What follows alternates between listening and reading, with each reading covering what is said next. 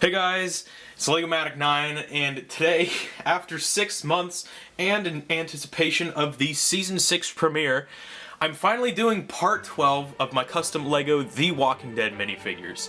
So I know it's been 6 months since my last part, but I've just been super busy with doing other figures, and these guys kind of got pushed back, but here they are. Here are 5 new minifigures to show you guys. I've got this version of Rick Grimes from the Season 5 finale.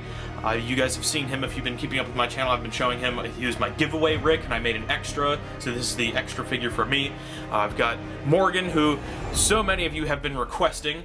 I've got Jessie over here, and then I have Deanna and Erin. So a lot of brand new minifigures to show you guys, so without further ado, let's jump into the close-ups on these 5 brand new Walking Dead minifigures.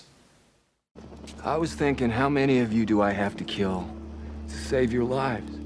But I'm not gonna do that. You're gonna change. You're not ready. But you have to be. Right now, you have to be.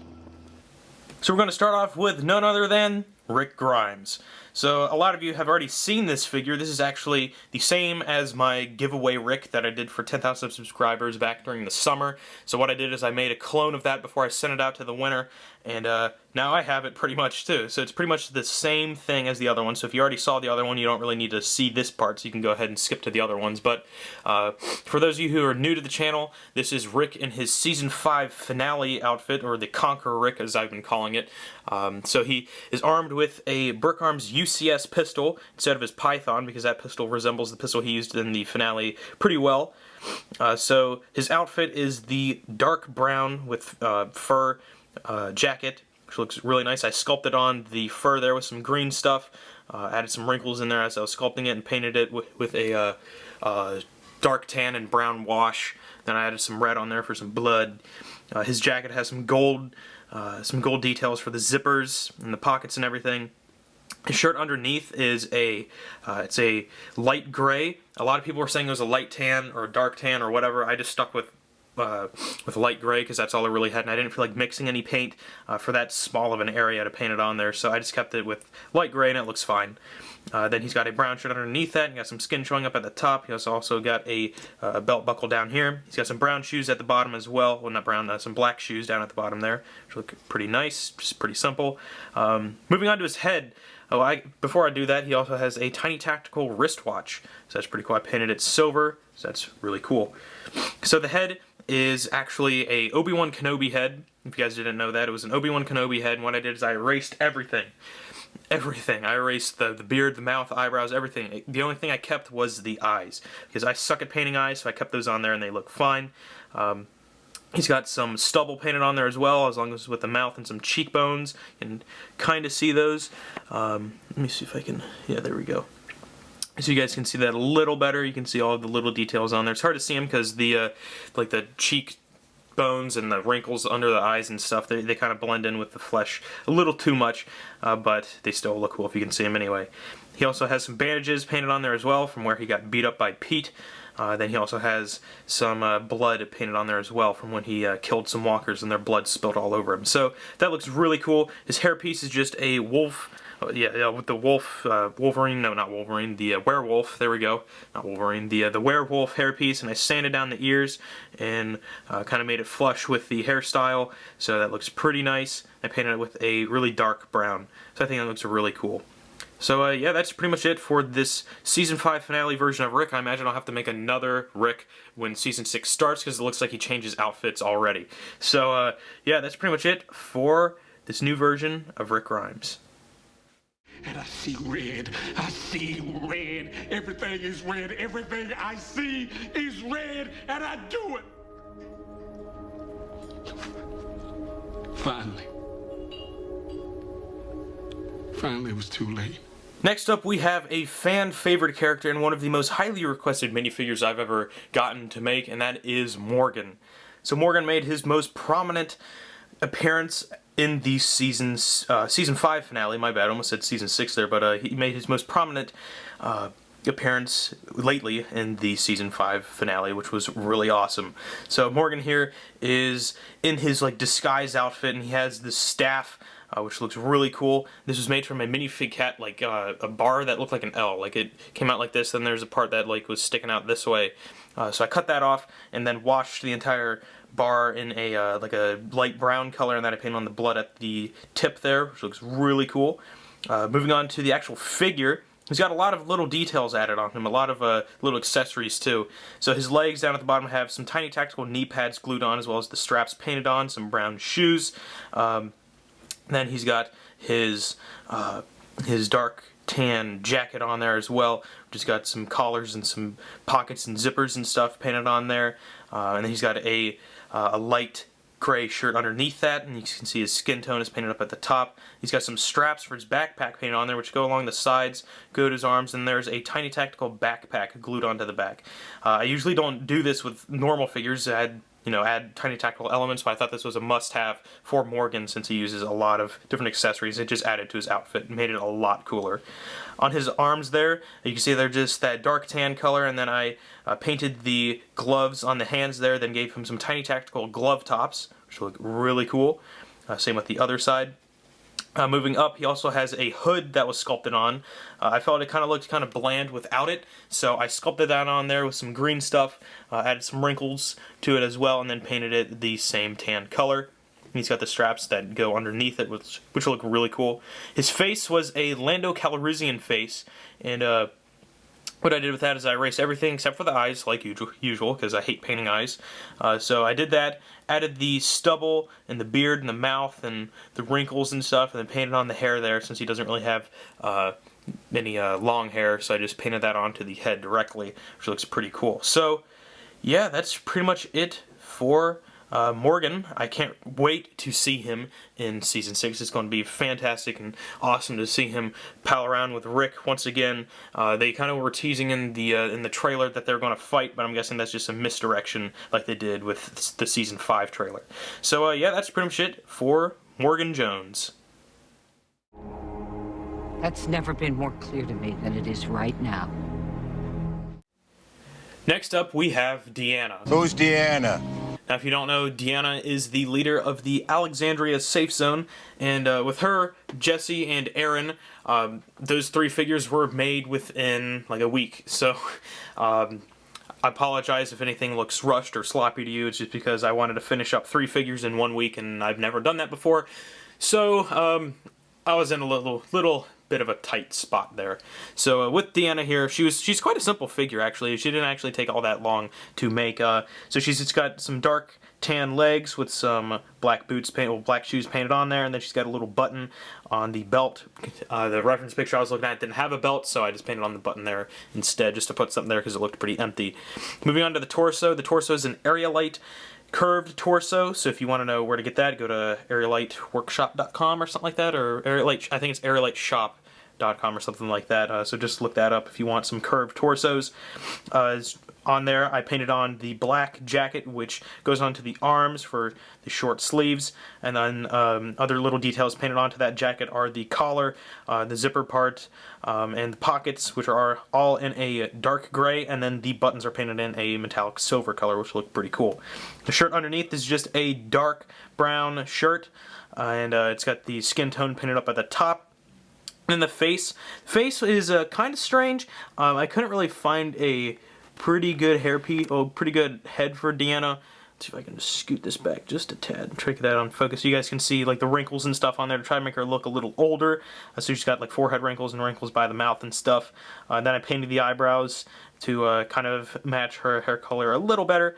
And then her hair is just like that Lego Friends hairpiece that's rubbery, and so what I had to do with that is I had to paint that. Well, first I had to sculpt in the holes because there's a hole on the side and one on the top, so I had to sculpt those in, and then I painted it in a darker brown, but then I was like, her hair's not that dark, so I washed it with a lighter brown, and then it still looked a little too dark, so I washed it in a tan, and then I made it too light, so then I washed it again in like a nutmeg color brown. So now that's what this is. So a lot of different colors of browns and stuff washed in there, so I think it turned out pretty nice. Definitely like that. The back of the figure is pretty simple, just the black on the shoes down at the bottom, and then the torso and the belt.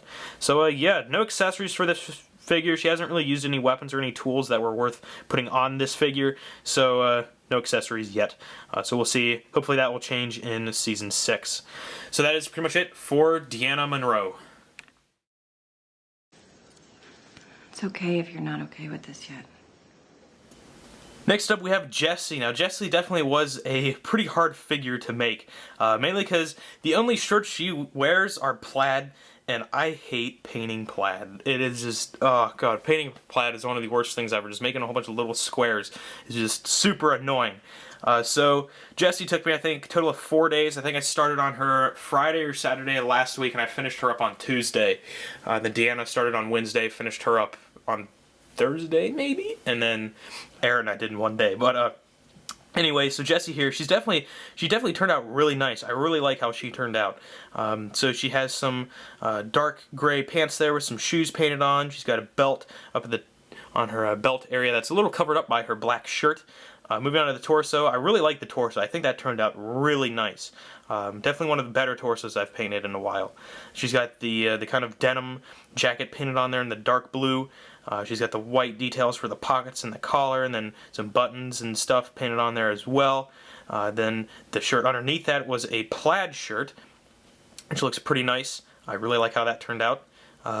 Definitely really cool. It's white, dark gray, and black kind of checkerboard pattern plaid, which is super annoying to make.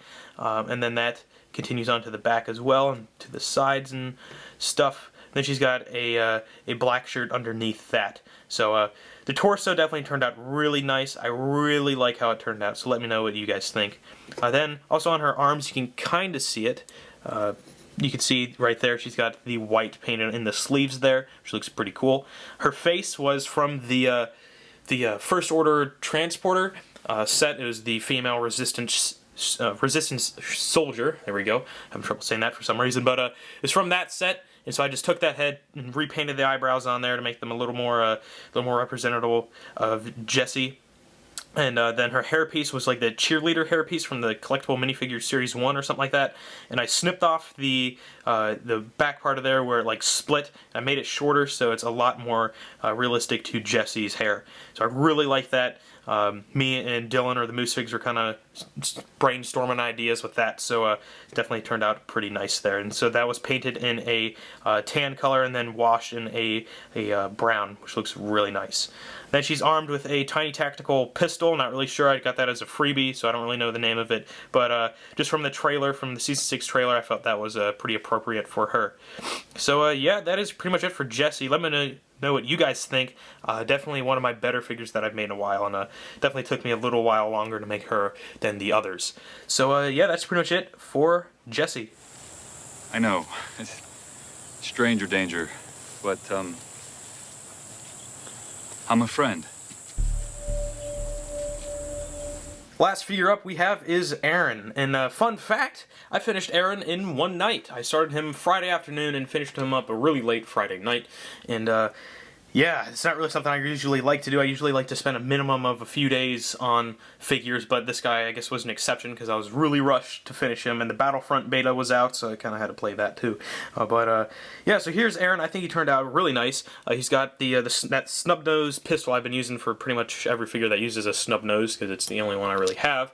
But yeah, so here's Erin. I really like how he turned out. He's got some black pants and with some black shoes painted on there, and he actually was, this figure, different from from Jessie and Deanna, was actually dry brushed all over with some dark brown for some dirt, because he's actually been outside the walls of Alexandria, and he's actually been recruiting people and getting into fights and stuff and whatever. So added that on to him just to rough him up a bit. So the torso was a light gray torso, and then I painted on the dark bluish gray jacket, which turned out really nice. He's got the black pockets painted on there, the silver buttons, and he's got the gold zipper that goes up to his hood. I didn't really sculpt on a hood for this one because, again, I was really rushed to make him. But this dark tan up here isn't supposed to be fur or anything like that. Just his hood just had a dark tan interior on it, so I just wanted to clear that up. And he's also got a zipper down here by his belt on the jacket, and then he's got the brown belt with the gunmetal buckle. And then the shirt was kind of a challenge because he's got a really weird designed shirt, and it's a collared shirt with some It's got white stripes going down. This got blue and red stripes going across, and that was really annoying to paint. I think I could have done a little better, but again, I was really rushed and really wanted to get this figure done, so I apologize for any messiness there. The face was a modified face from the First Order Transporter. No, it was also on the Resistance pilot, so you can see here, same face except that one. Erin has some painted eyebrows to match the hair color. Then the hair was just a Mutt Williams style hairpiece, whatever you want to call it, with the little overhang across the forehead snipped off. I've had this hairpiece sitting around forever, so I decided to put it to use. For some reason I clipped it off before and decided to put it to use, so I really like how that turned out. It looked really nice. Nothing on the back, just some gray back there. And yes, that's pretty much it for Erin. Definitely a really rushed figure, but I think I did a decent job for the amount of time I had. So yeah, that is pretty much it for Erin. So that wraps it up for this video. Let's go ahead and finish it off. Alright guys, that is pretty much it for this part of my custom LEGO The Walking Dead minifigures. So please let me know in the comments below which of these 5 minifigures is your favorite. I worked really hard on all of them, so any other feedback would be really nice. And also let me know what other Walking Dead figures you'd like to see in the next part. So I'm thinking the next part might have an updated Glenn, Maggie, Tara, Rosita, and Eugene, because all of them are so different from the versions I have right now. So I think all of them deserve an upgrade. So if you guys agree with that, please let me know. But then again, I might switch it around a little bit once the season starts, so I can try to get some new minifigures out there for you guys, like the I don't know what the dude's name is, the one guy in the trailer that was talking about Rick. I forget his name.